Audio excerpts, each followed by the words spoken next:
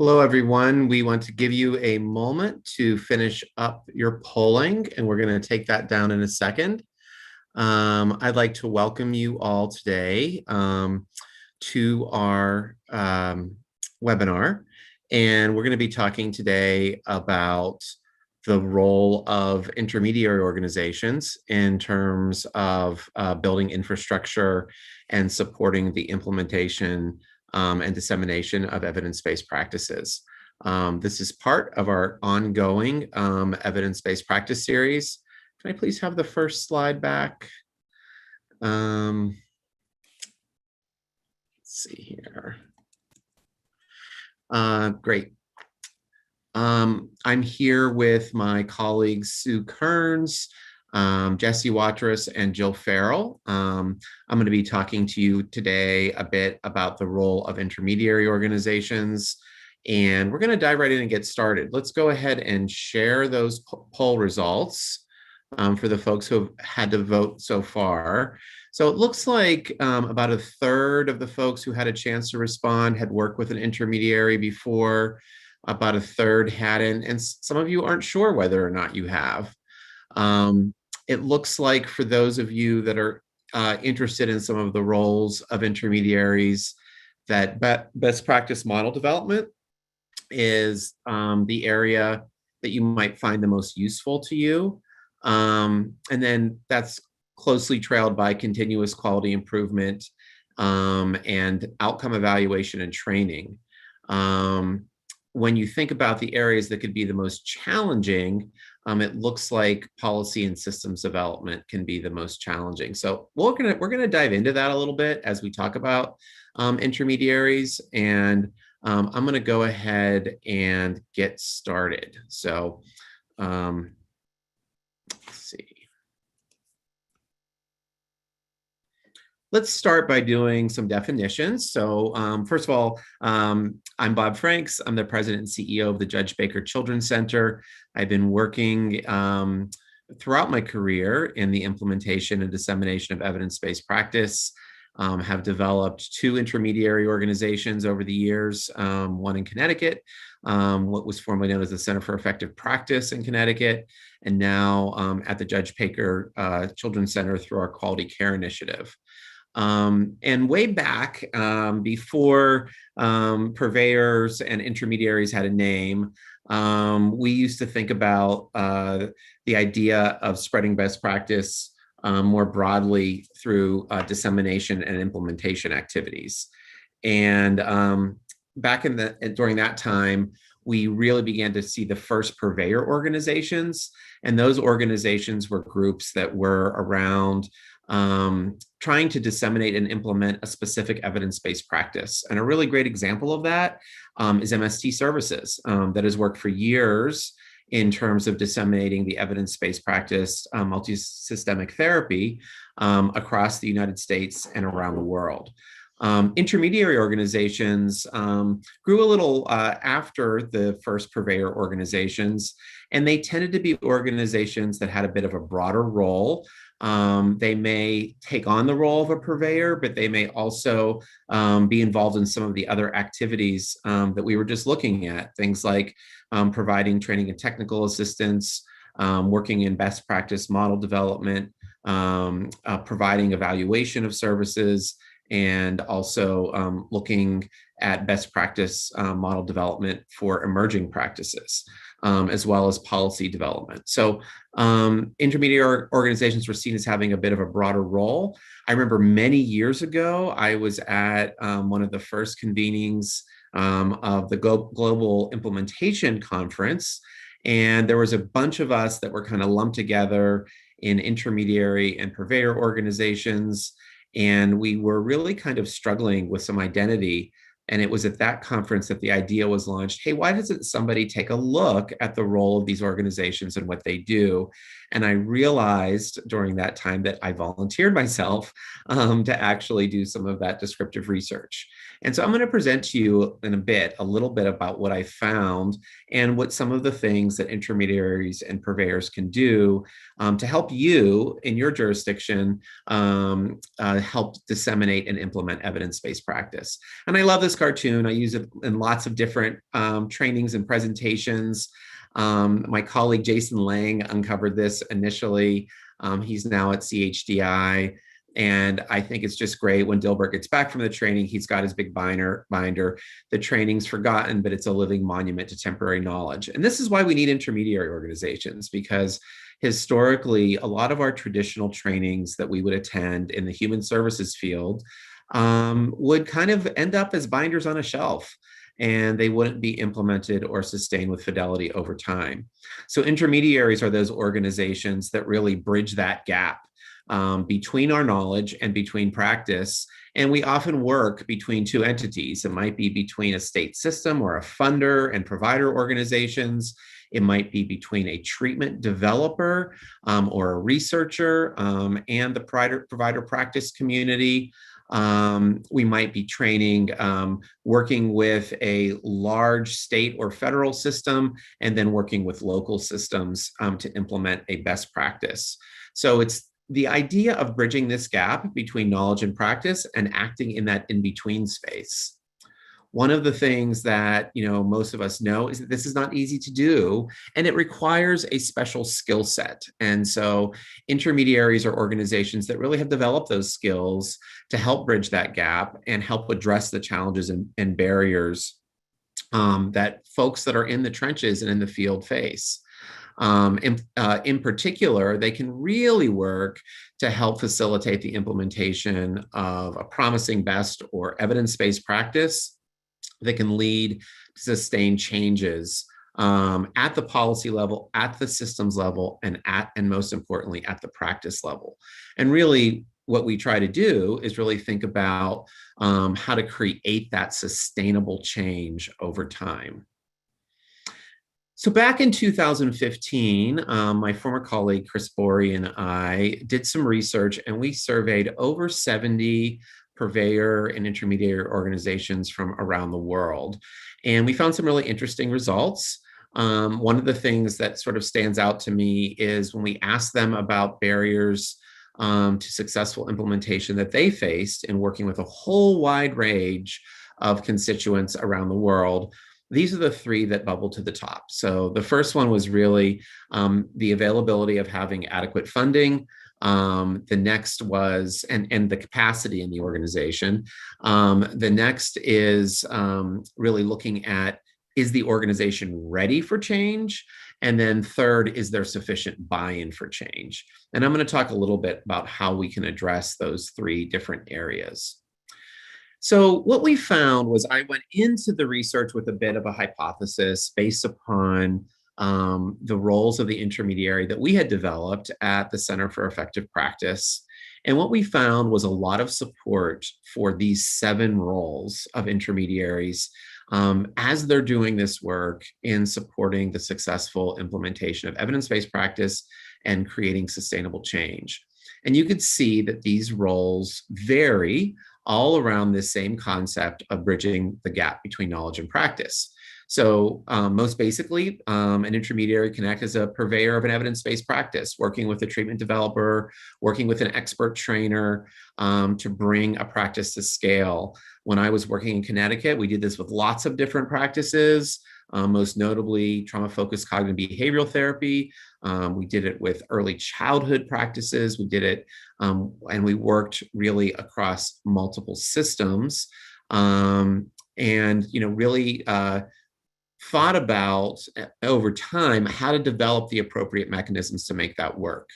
We provided consultation and technical assistance to agencies, helping them solve problems, helping them address challenges they might face, barriers to systems change or implementation of best practices, helping them with structural issues and then a variety of other concerns, data, infrastructure issues, technology issues.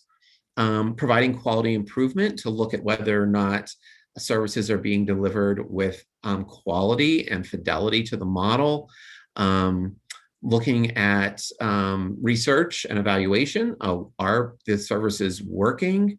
Engaging in model development for fledgling best practices, or helping to operationalize a practice by developing a manual or implementation structure.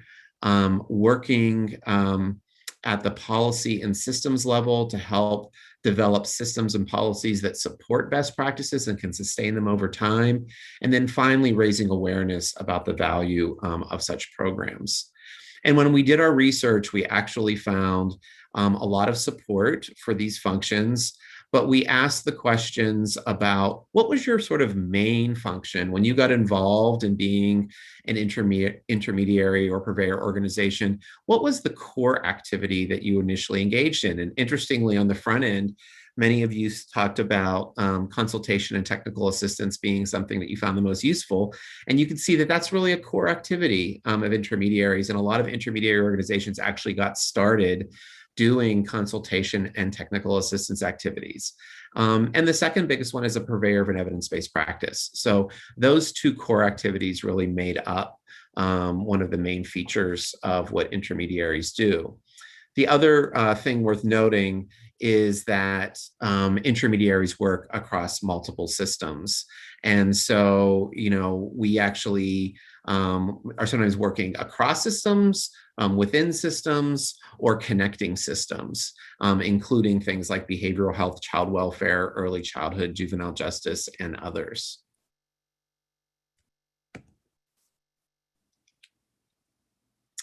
So we're going to look a little bit around specifically what intermediaries do and how they can facilitate the active implementation of evidence-based practice within a system of care. And to do that, I'm going to borrow from our friends at the National Implementation Research Network, NIRN, and my friend Allison Metz, and look at their frameworks as a way to look at what intermediaries do. So we'll start on the front end with the idea of selecting innovations.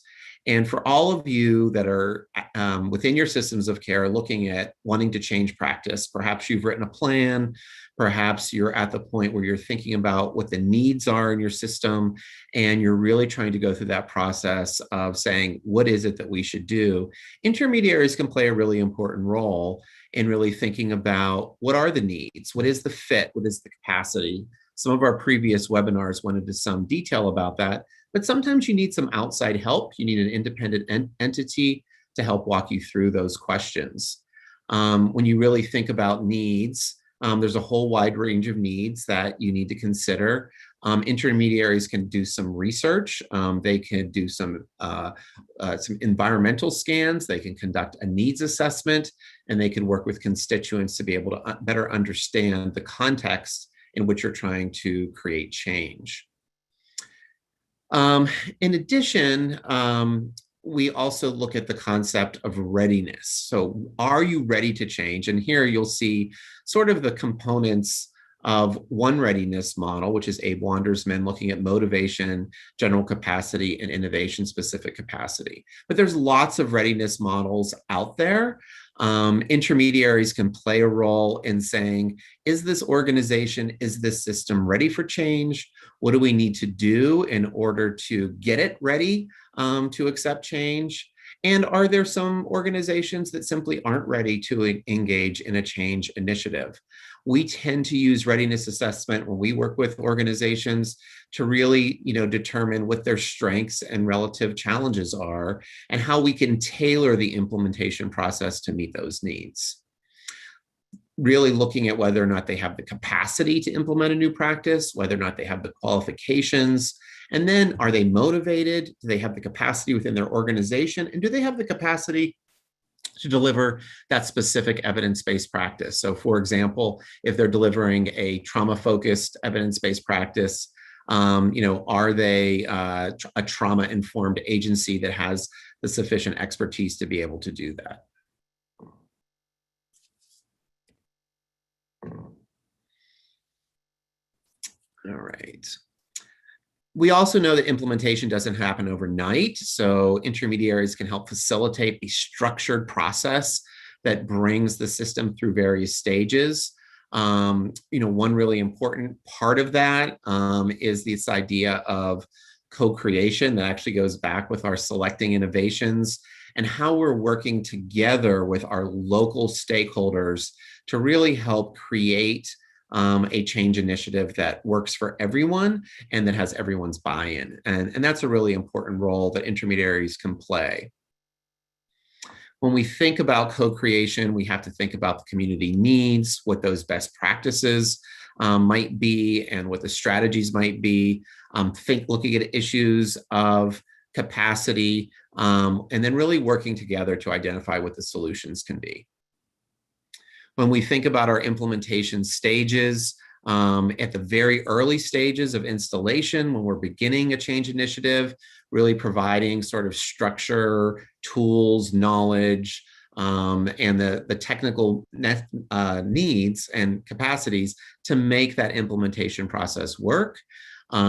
During the implementation process, really thinking about the implementation drivers, which I'll talk about in a minute, how to create a data-informed system, and how to build those necessary supports. One way that we do that, for example, through the initial and full implementation stages is we utilize a learning collaborative approach where we work with multiple agencies in a very structured approach throughout the stages of implementation to facilitate a successful full implementation of the model. And then ultimately, once that model's in place, how it will be sustained, how will we measure its outcomes, how will we monitor fidelity? These are all things that an intermediary can work with a local system to help them do.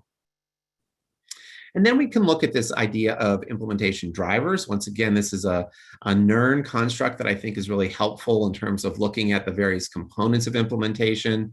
And you could really think about intermediaries working around the organizational drivers in terms of building systems, building organizations, building the necessary data support and infrastructure needed to implement a best practice.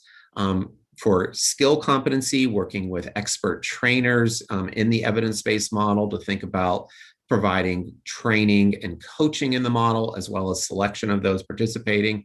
And then the part that I really enjoy is developing the necessary leadership drivers. And that is, do we have those people in place in the system, and are they giving the adequate support, not only to implement the best practice, but to sustain it over time? So an example of the way that I do that is when we have a large scale systems change initiative. For example, we recently did one in North Carolina. We bring together senior leaders from all the agencies and engage them in a senior leader affinity group. And we work with them really closely to attend to whether or not the organizations and the system at large have the necessary support from senior leadership in the organization to not only implement it, but sustain those practice changes. When we begin to look at how we build competencies and build organizations, when we use an intermediary as opposed to traditional training, we can actually stack a lot more things from our toolbox into trying to ensure a successful implementation. A lot of use of data, entering into a continuous quality improvement process, developing those affinity groups as I described, and providing ongoing consultation throughout the course of the implementation. And our implementation processes, when we're working as an intermediary with a system, usually takes about 12 to 18 months from beginning to end. When we think about those implementation drivers, and we're thinking about, how we are measuring and building competency, sometimes we need to work directly at various levels within the system and address what competencies we need to increase. We might need to develop specific training curricula, coordinate trainings, using lots of multimodal strategies. So sometimes we're doing in-person meetings, we might be doing Zoom consultations, might be doing some one-on-one consultation, and we do a lot of team building where we're trying to train teams to use QI tools, so that they can solve problems for themselves. I always think about our work as an intermediary as providing the scaffolding. It's very akin in my mind to what we think about when we think about human development and early childhood development. When a child receives scaffolding, but then develops the competencies on their own and then becomes independent. Similarly, we're trying to provide some scaffolding for those we're working with the goal of them becoming independent and being able to do this work on their own once we're gone, so that they can sustain it and they won't need to continue to rely on our work as an intermediary. And I already talked about my work with the leadership group. Once again, sometimes it's really helpful to work with leaders and point out what they can do, how important their role is. Something as simple as being attentive to making sure the team has the adequate space and time to be able to engage in their implementation activities or team meetings and support. Being flexible about rules around how services are delivered. For example, if it's a home-based service, then agencies sometimes have to develop some different rules about how employees work, how they check in, whether or not they can do their work remotely or mobilely. Lots of questions to answer, and you need those leadership folks at the table to be able to address and solve those questions. It's not enough just to train people in a new practice. If they don't have the support of their senior leadership, that practice will fail unless they're really looking at it from the agency level. And then moving through, we also can look at the development of implementation teams. And I'm a big believer in the importance of developing implementation teams, both during the implementation process as well as on the ground. So our goal is always to implement and sustain an implementation team within the organization or the agency and also across the system, so that once again, the work can be sustained over time, that there's some ownership of the work, and that there's some local accountability to make sure that things get done. It's much more powerful coming from a local team than it is from an outside entity. So what I try to do is we try to provide our leadership and our local implementation teams with lots of tools and lots of data, so that they could then feed that back to their teams and engage in local problem solving. And the other way that we can develop local teams is through our use of affinity groups. And I mentioned before the affinity groups that I've developed with senior leaders, which I think could be really helpful and useful. But intermediaries can also provide support around pulling together people that do common roles. So pulling the supervisors in the organization together to say, what are our challenges as supervisors? How do we provide support to our staff? What are the new issues that we need to face when we're trying to supervise this new practice in our agency? And do we have the competency to do that? Thinking about the people on the ground and the challenges they face. What's it like for them? I'm trying to learn this new practice and I still have my productivity requirements. I'm trying to, think about how to fit what I'm doing into our standardized EMR and case notes. How does that work? And I feel like I don't have enough time to think and plan before my session to ensure that I'm delivering this model with fidelity. Those are all the kinds of questions that might come up in a clinician affinity group, and with the appropriate facilitation can really begin to address those and then bring them back to the whole learning collaborative and group, so that we're making sure that we're addressing them in the implementation process. And we can look at those same types of issues at the organizational level and the community level. The community level, it might be questions like, are we getting referrals? How's child welfare involved in this project? What happens if there is an active case with a caseworker, and how will that person be engaged or informed of progress? Lots of different questions at the systems level. And then finally, and I think in some ways most importantly, a role that an intermediary can play when we're looking through the lens of these implementation frameworks is really thinking about the role of improvement cycles. And I can't say enough, over the years that I've been doing this, how much I have come to rely on and see data as my friend. And I know for many of you on this call, for some of you on this call, data may feel a bit like a dirty word and something that you don't enjoy. And we, from the very beginning, even with some of the activities that we work, with sites, we try to help them understand the importance of data and the importance of measurement and how measurement can impact change.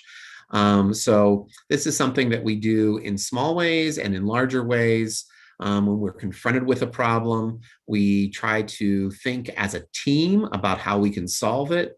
We provide the teams with tools about how they can monitor and engage in continuous quality improvement. And then we also work with our stakeholders to help them collect the data and analyze it so they can sustain that on their own. When you're working with a smaller provider, they may not have the capacity or expertise to work with data. It might be really foreign to them. Sometimes you're working with a larger agency that might have actually a built-in infrastructure for collecting data and looking at outcomes.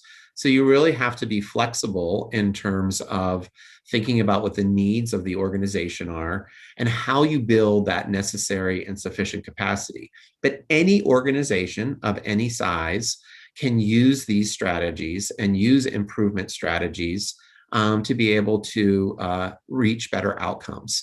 And as an intermediary organization, that's one of the things that we work with organizations to train them to do that in a way that makes sense for them. One of the things that I always tell my team is our goal is not to burden the organizations and the agencies that we work with. Ultimately, our goal is to give them the tools to make their work easier. And it doesn't necessarily always feel easier on the front end, but as we bring them along and we build those internal capacities and they begin to see the value of looking at things like looking at outcome data and looking at fidelity data and collecting metric data, they really begin to see a change and recognize that it can actually improve their work. The other thing that improvement cycles do is they really help solve problems.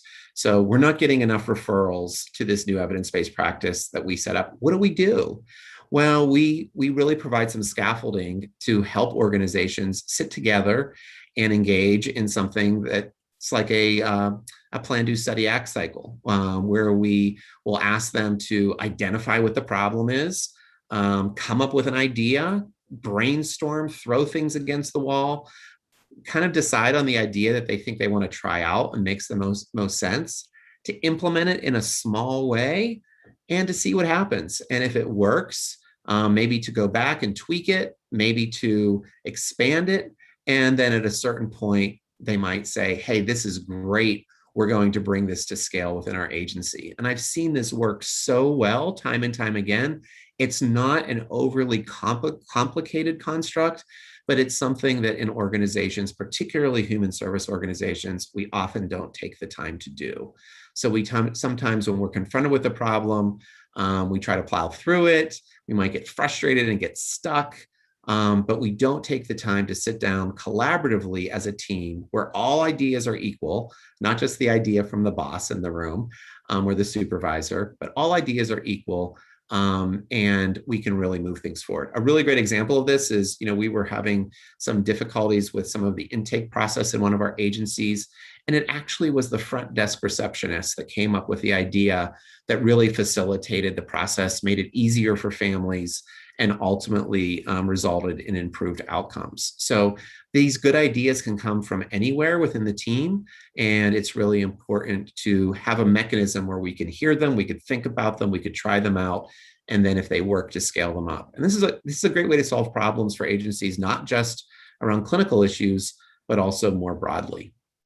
So that's an example of a way in which an intermediary can help. And one of the things that I really like about this process is that it really spreads over time. And you start with a small issue.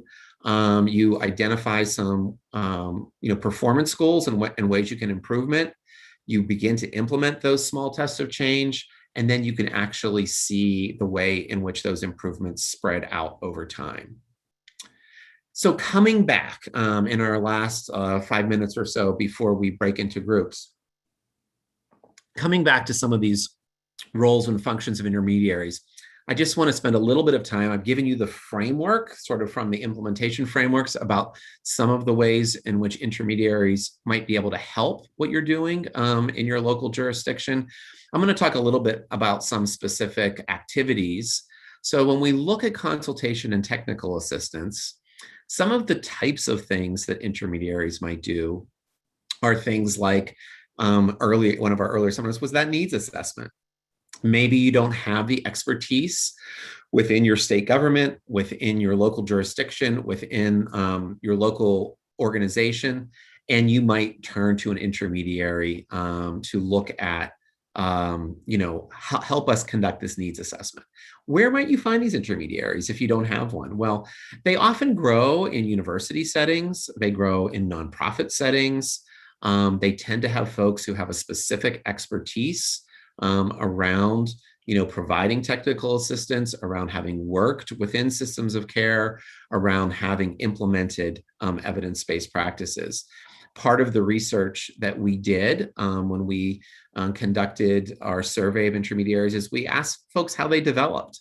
And a lot of intermediaries developed around a specific initiative where there was some additional funding or a specific goal to implement an evidence-based practice. Sometimes it happened around some legislation.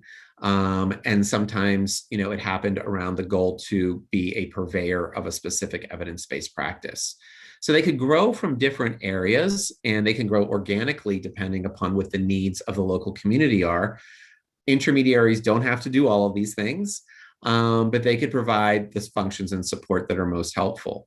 So when you look back at some of these consultation technical assistance activities, engaging the community, helping with the, assessing needs, selection of practices, building those capacities, building relationships, incredibly important. One of the things that I have found over time is that as I have worked in intermediaries, the more I do the work, the more I gain the trust of community members, the more successful that we are. So those relationships are really key. When we're looking specifically about this role of intermediaries and helping facilitate the implementation of evidence-based practices, a lot of the things that don't come naturally to the local provider community or to funders or even to university treatment developers who might be really good at developing the model and developing a structure for delivering the model, intermediaries can really help in terms of thinking about things like, how do we bridge that gap? How do we get from here to there? What kinds of features do we need to support the successful implementation of the evidence-based practice? Everything from those beginning stages to conducting the training, providing ongoing coaching. How do we monitor fidelity? How do we use data to support that process? And then ultimately, how do we make sure that it sticks? How do we make sure that we can sustain the practice over time? I do want to note in here, one of the things I talked about was local adaptation. This is always something that people get nervous about, particularly folks who are, purveyors of evidence-based practice. And, when we talk about adaptation, we're talking about adaptation with fidelity to the model. So, how can we do things to make the model work in a local setting and an adaptation that makes work? We've talked about that we'll talk about that in more depth in other seminars, but this is an important role of an intermediary to help the local constituents think about that. And then quality improvement, which many of you also said was a really important thing that would be helpful to you, really thinking about how we look at whether or not what we're doing is being delivered with quality and with fidelity. And we have lots of tools for doing that. But one of the biggest things that I try and impart to people is that quality improvement is something that we do in an ongoing way. It's not something that you do and then you walk away. It's something that you begin at the beginning of the process. You develop a structure so that a continuous quality improvement can continue over time. And one of the biggest things about using data is that it doesn't go into a black hole. All of us have participated in projects where we're filling out surveys, we're having to, spend time providing feedback, and nothing comes of it. And there's nothing more frustrating. I always tell my team, every single thing that we ask a provider to do should be relevant to them. We should be able to give them something back in a very quick time frame that's going to be useful to them to help them do their work better. So, data is only useful if it's useful to that end user and ultimately to the families that we serve. And that's really the goal that we try and keep in mind. And then we're also, can be involved in research and evaluation. Some of my partners on this call have been involved in a variety of different research projects. And, after we've had the opportunity to work with systems of care, implement those models of care, we also have the opportunity to look at outcome data, sometimes even engage in randomized controlled trials, or look at our implementation process through implementation research. And the funding for this can come from a variety of sources, both federal, state, foundation sources. But having that research and evaluation capacity with an intermediary is very helpful, and often part of what we're called to do. If you have an intermediary that doesn't have that capacity, a really great thing that you could do is join with other university partners who may have that capacity. And so that's a way to develop partnerships to compensate for areas that you may not have as developed. And then finally, in my last minute or so, I want to talk a little bit about policy and systems development. And I found a really interesting thing when I did that research years ago, and it's really held true over the years with lots of the conversations that I've had.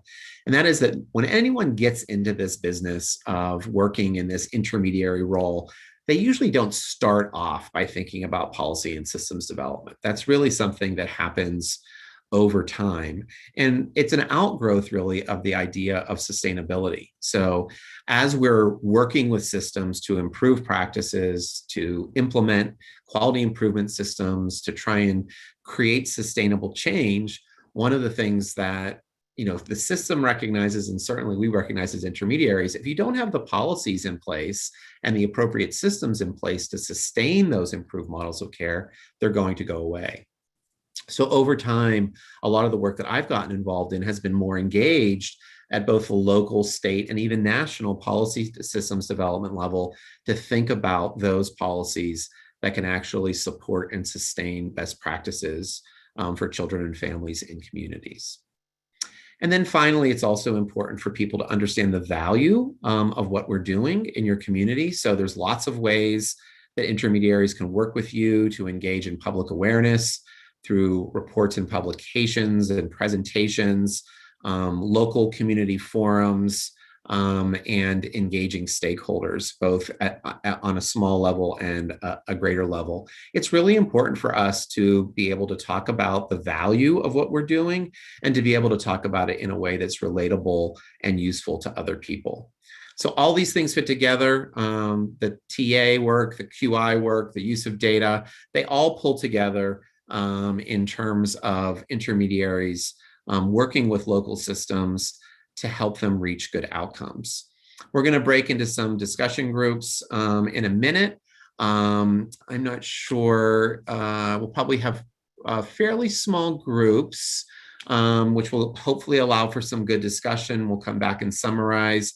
I know you all might be in different places. You may have an intermediary in your community, you may not. You may be interested in developing one or perhaps working with an existing one. These are some of the issues you can explore in your breakout. But we're going to break you out into small groups now. Also, please identify any questions you have in your breakout, and we can bring them back for our Q&A at the end of this session. So we can go ahead and do that breakout now.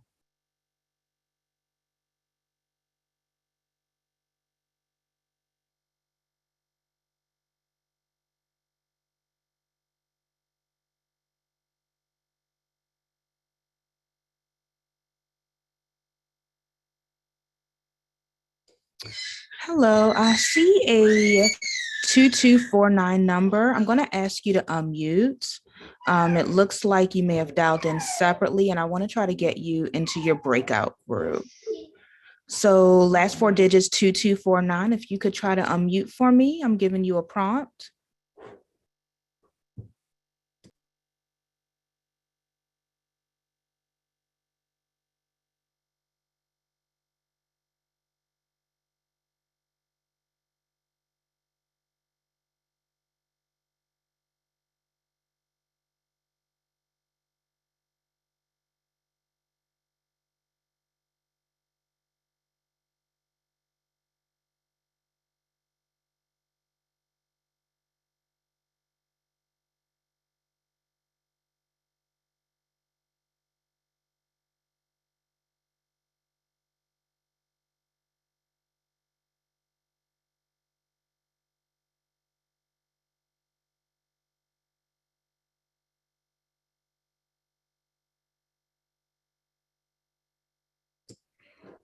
Hi, Lois. It looks like you may have gotten kicked out of your breakout group. I'm going to go ahead and reassign you.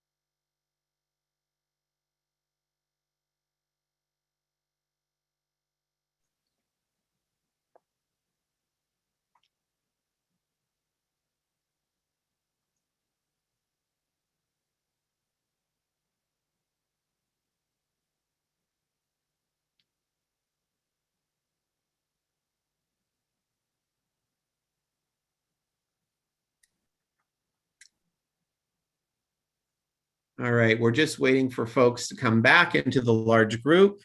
We want to make sure that we have a little bit of time at the end for Q&A. So Jill, do you want to go ahead and jump in and get started and give us a little summary of a couple of the key points that your group discussed? Yeah, sure. I'd say our group kind of focused on some of the challenges faced by intermediaries and working with partners and forming partnerships. And at the very core of it, just working with providers and agencies and systems that don't necessarily value EBPs, and or see what value that could bring to them. So just the buy-in, and then once you kind of get beyond the buy-in to just the practice itself, the buy-in for the sake of data collection required and the fidelity infrastructure that might be needed to implement, et cetera, et cetera. So, and also that relationships are very important often to being effective, and having strong partnerships between intermediaries and other organizations, but that can't be, that's not necessarily sustainable to have just a relationship be kind of a core linkage. So it's got to be more. I'd say that was the crux of our discussion, although Peggy could always jump in. Great. Thank you, Jill. Sue, do you want to go ahead? Sure. I felt like our time went really fast. Our group was really comprised of individuals that don't work necessarily in intermediary organizations, but work within organizations that might take advantage of working with an intermediary. So we approached our questions from that direction. And really the biggest theme that our group got excited about talking about is the idea of kind of how intermediary organizations can play a really helpful role in addressing resistance to change that might be occurring at an agency level. And so kind of what that independent voice can add and lend to kind of unlocking some of the perceived challenges to making changes. I think that was sort of our biggest theme. I don't know if anyone from our group had anything else to add. You can throw it into chat, but I think that kind of summarized most of where we got to in our conversation. Great, thanks, Sue. Jesse. Yeah, I love Sue's characterization of folks who are working in intermediary and then people who are sort of taking advantage of what an intermediary offers. Our group was made of the same sort of mix. And so those who were working on, becoming an intermediary had really the question about scoping out the work, like how do you identify the required capacities and then putting the resources to that, necessary scope of work, and how do you leverage different kinds of resources to make sure you're well supported. So, and we had some resource parents from our own state of Maryland who are spoke up, and they're able to benefit for.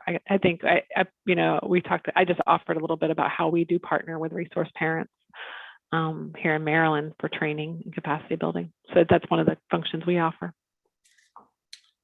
Yeah, we actually had some folks from Maryland in our group too that I directed your way. So we actually, interesting, had a lot of the similar discussion. We had a couple folks who just talked about needing someone to talk to when these sort of change mandates come through. Folks who are in the trenches working in child welfare in a local office, maybe a small office, and they kind of get a mandate that, hey, there's yet another change, and not having the resources or support of, being able to call someone or pull someone in or get the necessary consultation or technical assistance that they need to make it work. And I think in many ways, as we pull this back and think about the broader context, we've been talking a lot about change in systems, particularly child welfare, within the context of the Family First and Prevention Act. And when we think about, what we're asking systems to do, it's a really important message for those policymakers, for the funders, for the folks that are working in the capacity of trying to facilitate and implement these major changes, that we need to invest in that infrastructure to make the change happen. It's not enough to just say do it. It's not enough to just have an expectation that the local folks are going to be able to get on board and make that change. But we have to both create the time and space for the change, and then we also have to provide the adequate support to make the change happen. And I think that's something that I kind of heard in all of these comments. So hopefully from our words to those who are making those decisions, we'll think a bit about that. I do want to say we're happy to answer any questions you may have in the last 5 minutes. If any of you have specific questions about building an intermediary in your jurisdiction, or challenges that you're facing with your intermediary, or other questions that came out of the discussion today, please reach out to any one of us. We're happy to talk with you about that. And while, if anyone wants to jump into chat with a question, I'll also share a couple other slides.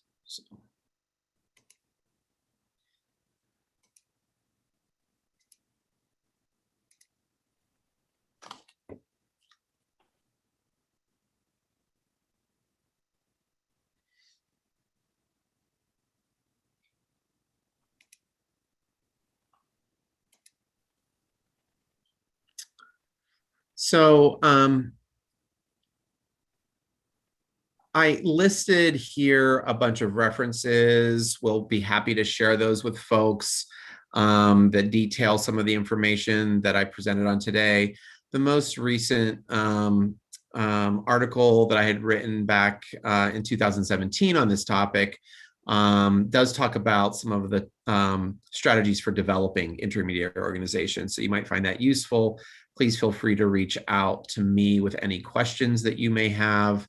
Our next workshop is going to be September 16th, and we're going to be talking about the high quality implementation of EBPs at scale and how we support practice change at every level. So it'll be a continuation of this conversation. We're really happy that all of you can join us today. So let me just see if there's any share resource list again. We'll happily do that.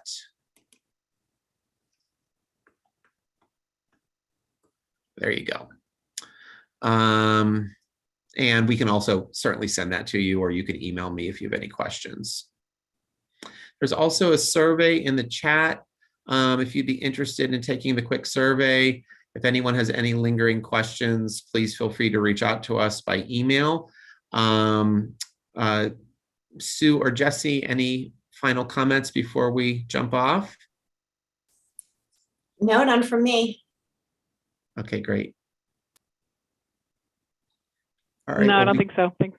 Well, we hope you all join us again for the next in our series coming up in September, and we hope you all enjoy the end of your summer. And thank you so much for joining us today.